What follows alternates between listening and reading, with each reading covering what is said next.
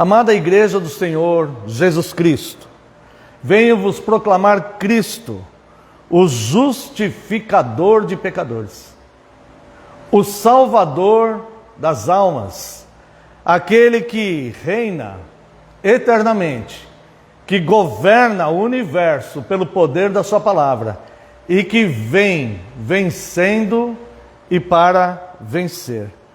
Nós lemos aqui o Salmo 34, que é um salmo de Davi. Davi, ele escreveu vários salmos, e este em particular, ele nos traz grandes lições.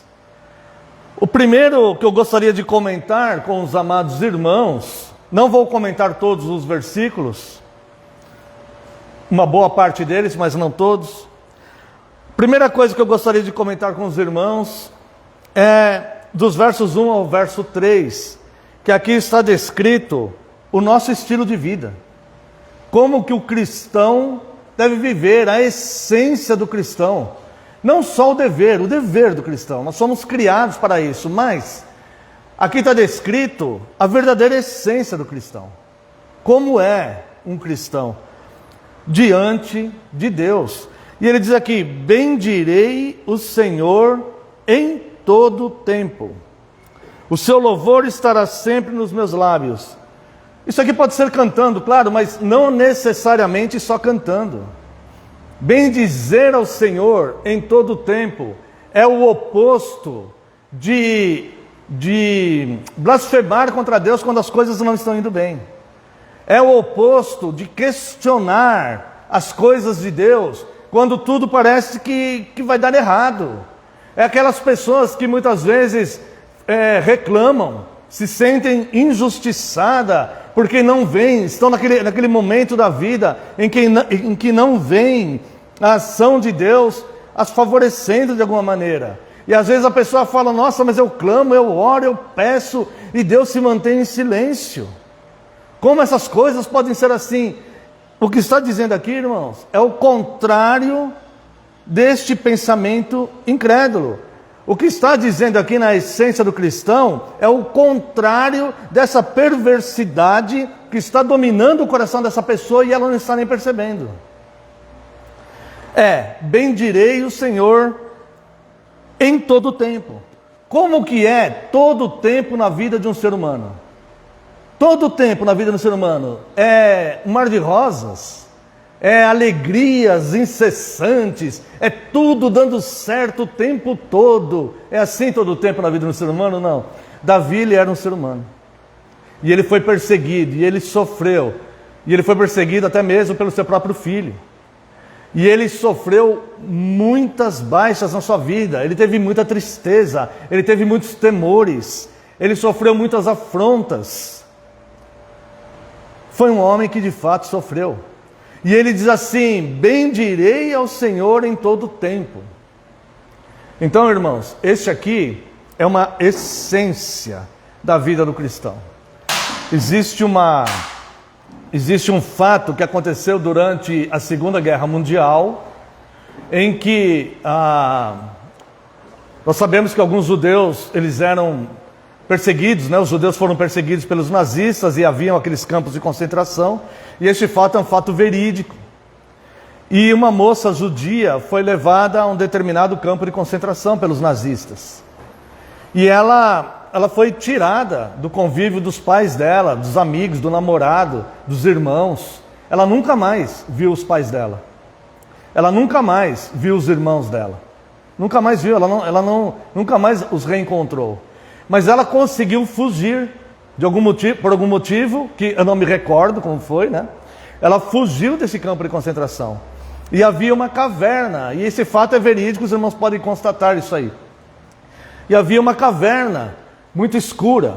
E ela, com medo dos nazistas, uma moça jovem, ela se escondeu nessa caverna. E ficou ali um bom tempo. Mas ela foi encontrada por soldados americanos, já quase morta de subnutrição, anemia, desmaiada. Ela estava desmaiada ali, já ia morrer. E creio eu que por uma providência divina, ela foi encontrada por esses soldados americanos que estavam fazendo patrulhamento por ali. e entraram naquela caverna. E aquela moça estava lá, sem água, sem comida, simplesmente para morrer. E o que é o fato interessante é que aquela caverna era bem escura. É onde ela encontrou um bom refúgio para se esconder, mas não tinha alimento, não tinha nada. Mas o fato interessante ali é que ela escreveu com uma pedra na parede daquela caverna. Ela escreveu assim, ela falou assim: olha, embora tudo esteja tão escuro, eu creio que o sol está brilhando lá fora. Eu creio. E embora eu não entenda todo o sofrimento pelo qual nós estamos passando, eu creio que existe um Deus de amor governando tudo. Então, irmãos, isso é bem dizer a Deus. Independente da situação que nós estamos, se tudo está indo bem ou se as coisas não estão dando certo. Deus, ele pode mudar as circunstâncias a qualquer momento, mas não é por isso que nós bendizemos Ele. Nós bendizemos pelo que Ele é. E Deus, de fato, é um Deus de amor. Então, os versos de 1 a 3 diz: bendirei o Senhor em todo o tempo, o seu louvor estará sempre nos meus lábios.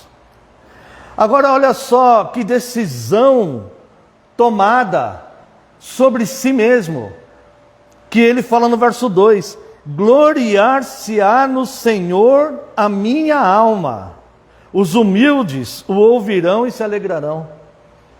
Trata-se de um rei. E ele diz: gloriar-se-á no Senhor a minha alma, não nos meus feitos, não no meu poder, não na minha riqueza, não na autoridade que eu tenho sobre os homens, mas gloriar-se-á em Deus a minha alma. E quando nós tomamos essa postura de gloriar, da nossa alma, se gloriar em Deus, nas coisas de Deus, e não nos nossos méritos, no nosso intelecto, no nosso poder sobre, no nosso aparente poder sobre as circunstâncias, os humildes ouvirão e se alegrarão. Nós nos tornamos um veículo de mostrar a luz de Deus aos homens. E é por isso que Cristo ele fala: vós sois a luz do mundo. E no verso 3, ele faz um convite a todo aquele que é justo, a todo aquele que teme a Deus, a todo aquele que é dos pequeninos do Senhor. E ele diz: engrandecei o Senhor comigo, e todos a uma lhe exaltemos o nome. Depois disso, Davi, ele começa a dar testemunhos sobre questões que Deus livrou ele. E ele fala aqui, por exemplo, no verso 4: busquei o Senhor e Ele me acolheu, livrou-me de todos os meus temores. O que nós entendemos aqui é que ele buscou a Deus no momento onde ele estava atemorizado. E a palavra de Deus nos diz que um coração contrito e quebrantado, Deus nunca desprezará. E Davi, então, ele fala que ele estava envolvido com temores. É isso que nós entendemos dessa frase: Ele livrou-me dos meus temores. Então, neste momento onde os temores estavam dominando a sua vida, parece que estava naquela caverna escura, cheia de nazistas lá fora. E quando a situação estava assim, o que ele fez? Ele busca Deus. Ele busca Deus, ele não busca em outros meios, em outros recursos.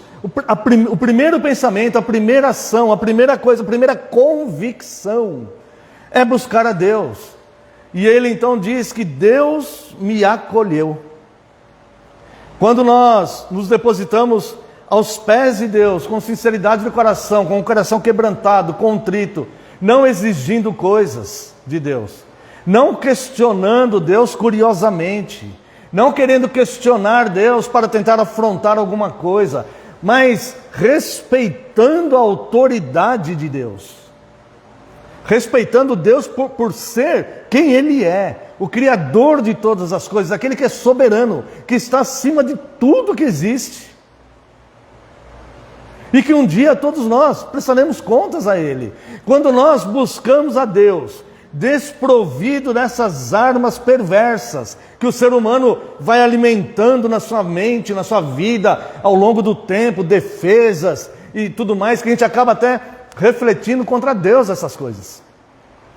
Quando nós buscamos a Deus, com sinceridade de coração, com quebrantamento, falando: o Senhor é grande, santo, o Senhor é perfeito, o Senhor está certo, eu sou um miserável pecador. Mas estou envolvido com temores, com dificuldades. Senhor, eu não consigo ver uma solução, eu não consigo ver o seu amor nessa situação, mas eu creio que ele existe. Porque, irmãos, muitas vezes na nossa vida a gente não consegue ver o amor de Deus nas coisas, mas nós cremos que ele existe. Assim como às vezes nós não podemos ver o sol, mas nós cremos que ele existe. E aqui diz: ele me acolheu e livrou-me de todos os meus temores. Isso com certeza Deus fará a todos nós.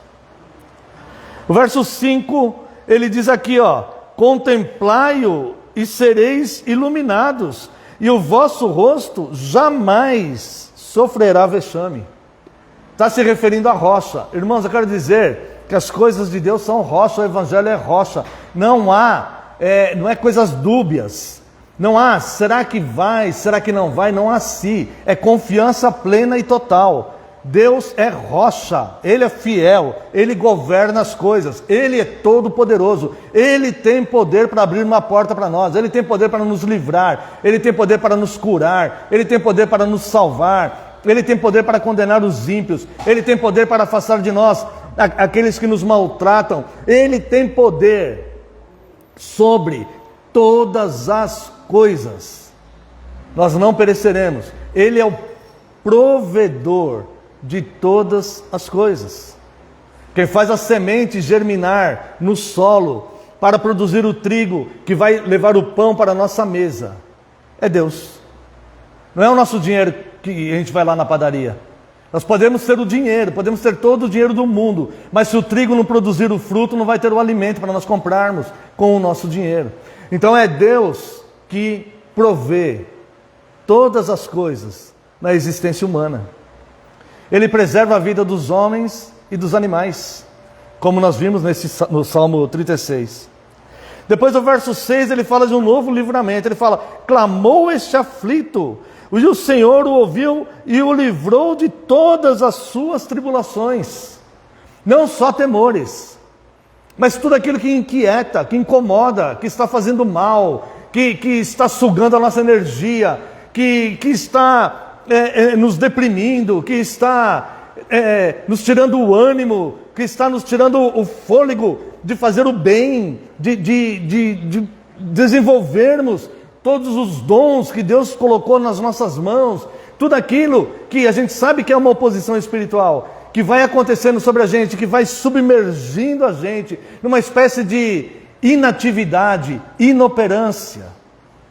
Tudo isso causa tribulação, porque nós não estamos no centro da vontade de Deus, nós não estamos, quando nós estamos em situações assim, nós não estamos aqui entre o verso 1 e o verso 3.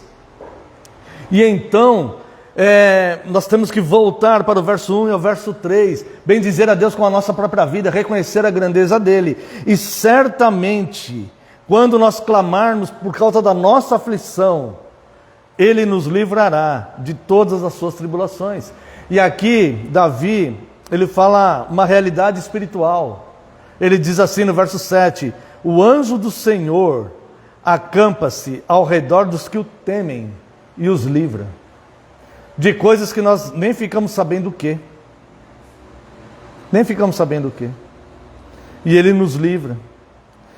E o verso 8 vai dizer que nós podemos fazer prova de Deus. É claro, uma prova com todo respeito. Provai e vede que o Senhor é bom.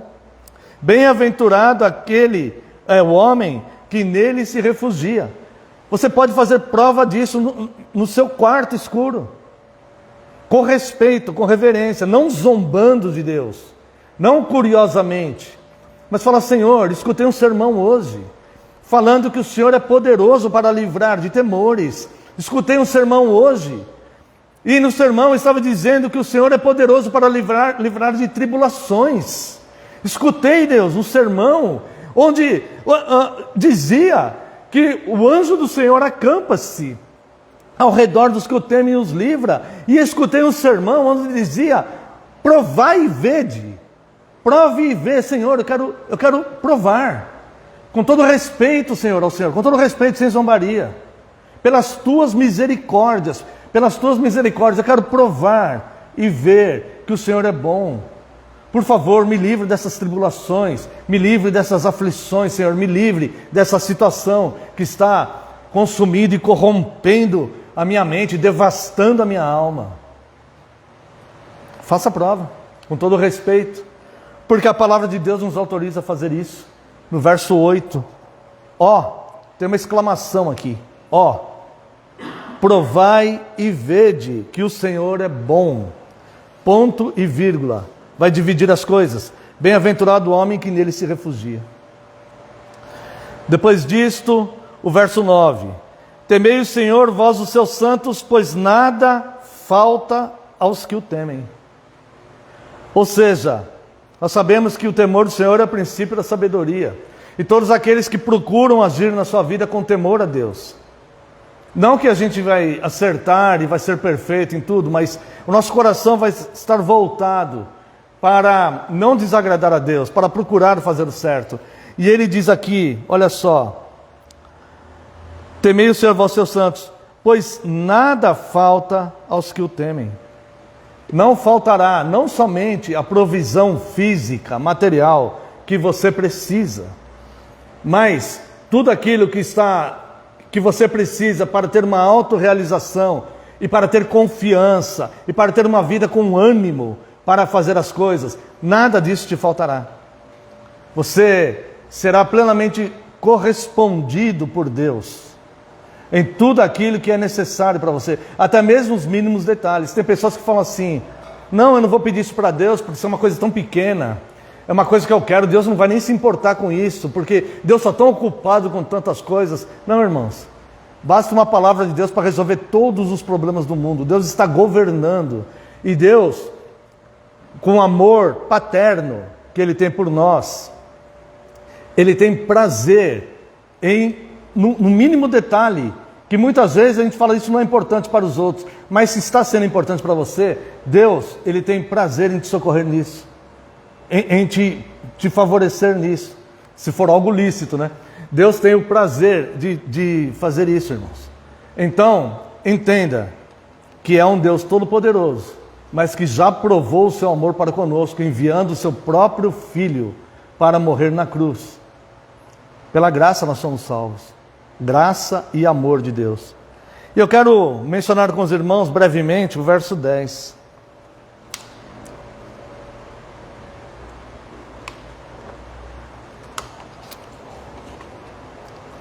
Uma vez, eu fiz um sermão somente nesse verso 10, sobre os leõezinhos. Mas hoje eu vou comentar de forma diferente. O verso 10 diz, os leõezinhos sofrem necessidade e passam fome. Porém, aos que buscam o Senhor, bem nenhum lhes faltará. O leão jovem, ele é muito mais forte que o leão velho. E ele é considerado o rei da floresta, né?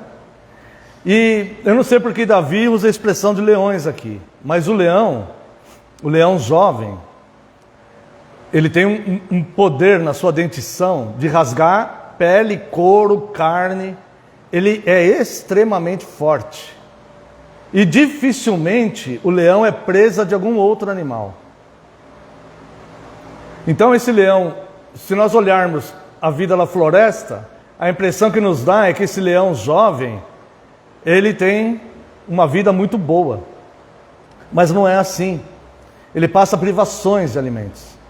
E aqui diz, os leõezinhos sofrem necessidade e passam fome. Porém, aos que buscam o Senhor, bem nenhum lhes faltará. Os leõezinhos sofrem necessidade e passam fome. Olhe para o mundo e para a sociedade. Tem pessoas que têm um poder financeiro muito grande. Muitos são jovens, de ótima aparência. Muitas mulheres lindíssimas, muitos homens fortes, encorpados, poderosos, muitos com recursos financeiros. Eles também passam necessidade. Eles também pedem coisas que não conseguem. E por que essas coisas são assim? Por que será que essas coisas são assim? Sendo que aqui diz, porém aos que buscam o Senhor, bem nenhum lhes faltará. Mesmo que esse que busca o Senhor seja de aparência feia, mesmo que esse que busca o Senhor seja aparentemente fraco, mesmo que esse busca o Senhor seja uma pessoa que não tem beleza nenhuma externa ou não tem recurso nenhum financeiro.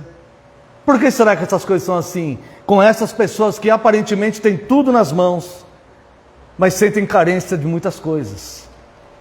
Eu procurei alguns motivos e eu quero dizer para os irmãos alguns. O primeiro que eu vi aqui é que essas pessoas são tomadas por muitos desejos. Veja aqui, ó, Colossenses capítulo 3, verso 5, se você quiser abrir aí. Colossenses capítulo 3, verso 5.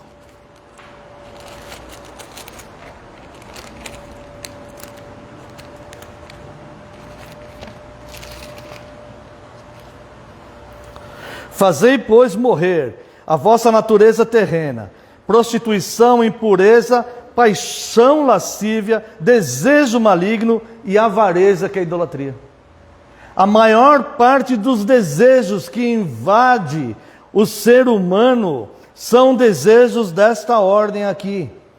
Desejos egoístas, que tornam esses desejos malignos.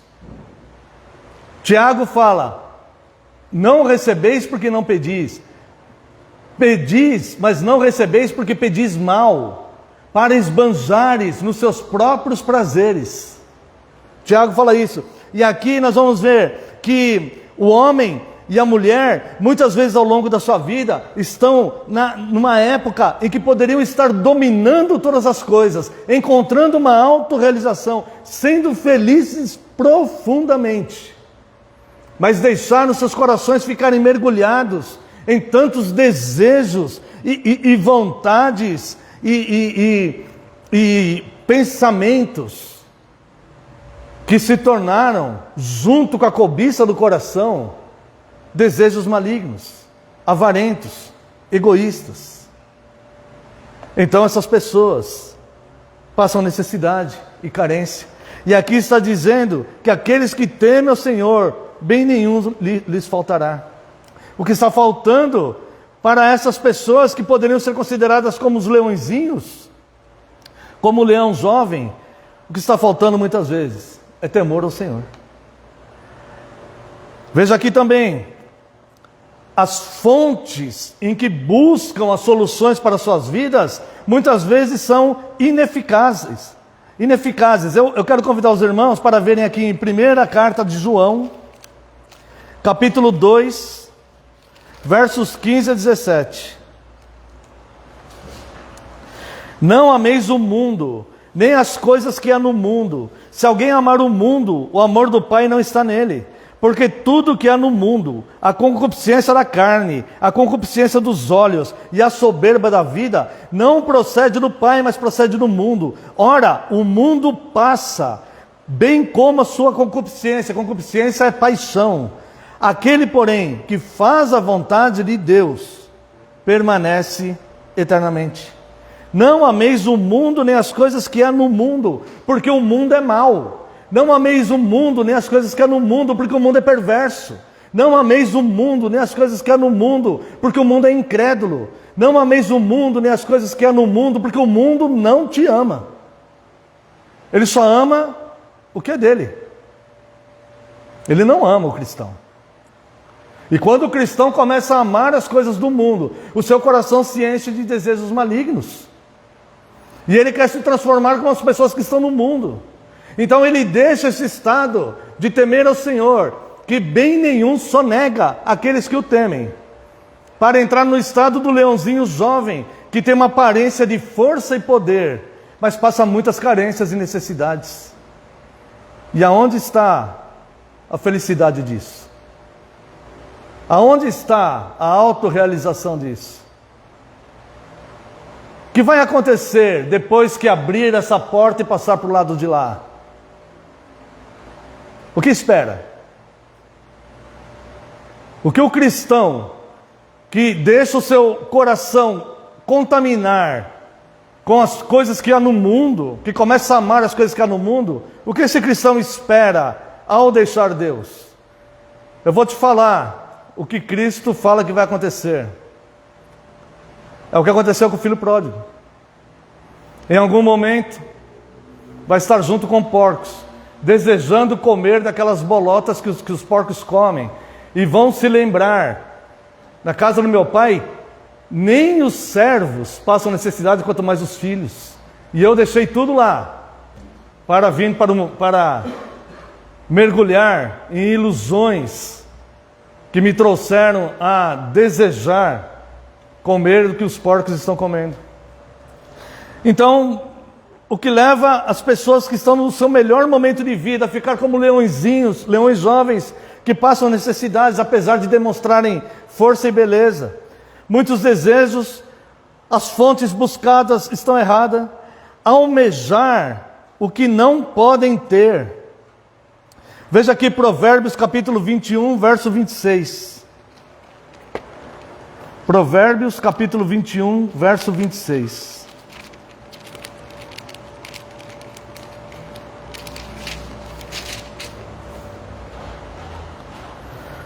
O cobiçoso cobiça todo dia, mas o justo dá e nada retém. E também 23:5, Provérbios 23:5. Porventura fitará os olhos naquilo que não é nada? Pois certamente a riqueza fará para si asas, como a águia que voa pelos céus. Muitas vezes a pessoa, ela começa a almejar na sua vida aquilo que ela nunca vai ter. E aquilo começa a tornar-se obsessão na vida dela. Como muitas riquezas, por exemplo. E isso vai trazer decepção. E também, por fim, irmãos, o descontentamento com o que não possuem. O que leva as pessoas a estarem carentes é abandonarem o temor de Deus, é se envolverem com muitos desejos, é buscarem fontes ineficazes, é almejar o que não vão ter, e o descontentamento com aquilo que elas possuem. Gostaria de convidá-los para ver aqui em Hebreus capítulo 13, o verso 5. Seja a vossa vida sem avareza, contentai-vos com as coisas que tendes, porque ele tem dito: de maneira alguma te deixarei, nunca jamais te abandonarei. Eu já conheci tantas pessoas que falam: não, mas a Bíblia fala que ele nunca me abandonará. Sim, mas elas não leem o restante do versículo, e nem o restante do contexto. Seja a sua vida sem avareza. A Bíblia chama a avareza de idolatria. A avareza é algo que você coloca no lugar de Deus.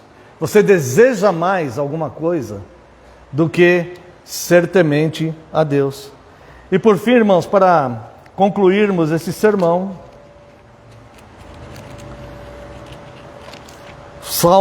voltemos ao Salmo 34, vamos ler a partir do 17.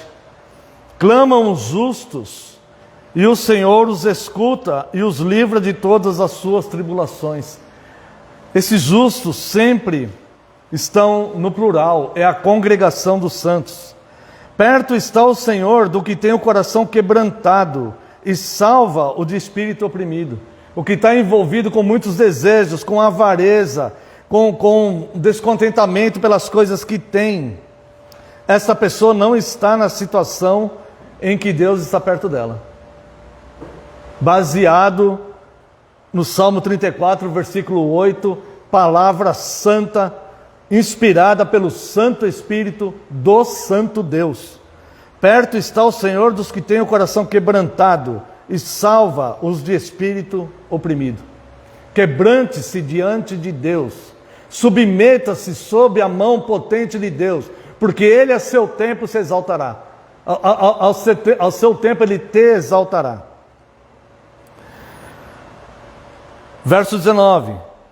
Muitas são as aflições do justo, mas o Senhor os livra de todas. Essa mesma palavra diz que não é por temermos a Deus que nós vamos viver sem aflições. A Bíblia nunca nos prometeu isso, mas promete que aqueles que temem a Deus, o Senhor os livrará de todas as aflições. Verso 21. O infortúnio matará o ímpio, e os que odeiam o justo serão condenados. Sabe o que é esse infortúnio aqui? É o que a pessoa, é o que popularmente a gente fala, nossa, que azar. Sabe? Que azar, né? Esse é o infortúnio. Nossa, deu azar, hein? Aconteceu aquilo, nossa, quem que imagina? Que azar que ele deu, de logo na hora que estava lá, estava na hora errada, no lugar errado, estava... Que azar! É o infortúnio. Devemos confiar a nossa sorte em Deus. Deus é a nossa sorte. Ele é que mantém a nossa sorte. Provérbios 16, 33, exatamente. Tá? E o verso 22 para nós terminarmos. Esta é a promessa que nós vimos no dia do Senhor 23.